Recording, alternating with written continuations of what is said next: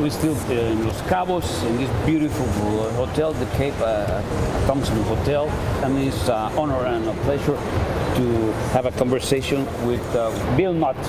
So you became a chef first and start to work. So I went to university first, then I became a chef, and I worked in London for 10 years. Yeah, in the film and video industries.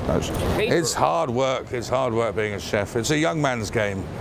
It's a young man's game. So as a slightly older man, I decided I'd always written as a hobby and cooked for a living, and I just sort of swapped the two around. So now I cook for a hobby, which is great, and write for a living, and it allows me to come and visit beautiful places like this. Mostly I like writing about encouraging people to love food and drink as much as I do, and maybe since I spend all my time doing it, I'm supposed to know what I'm talking about, and I can give them a little hint of about where to go on their next holiday, or where to go for a lovely weekend or something like that. Well, I mean, everybody thinks of Mexico abroad and even in Mexico as being beer and mezcal or tequila, and so to discover the Mexican wine industry was very exciting. But this is just another example of how Mexico is reinventing itself in terms of its food and drink, sometimes looking to the past, but also looking to the future.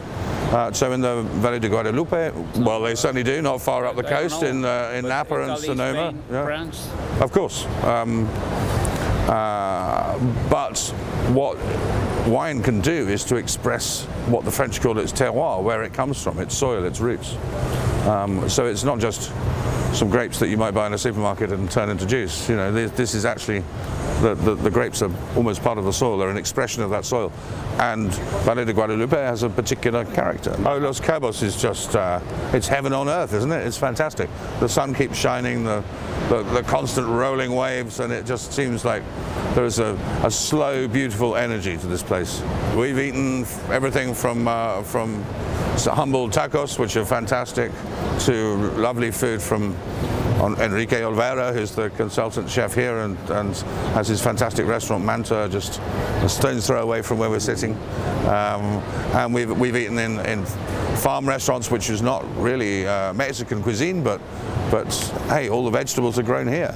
They're organic, absolutely beautiful produce. And of course, the great produce around here is the fish and the seafood, and we've had several bellies full of that, and it's wonderful. People are eating out more and more.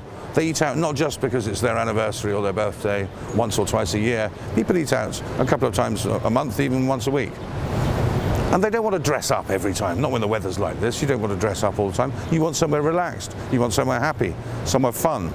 But what you also want is a serious kitchen. So I think that's the thing. Not too many starched tablecloths, not too much formality, but really seriously good food. Bill, thank you very much. So kind. You're very welcome. Thank you so much. Welcome.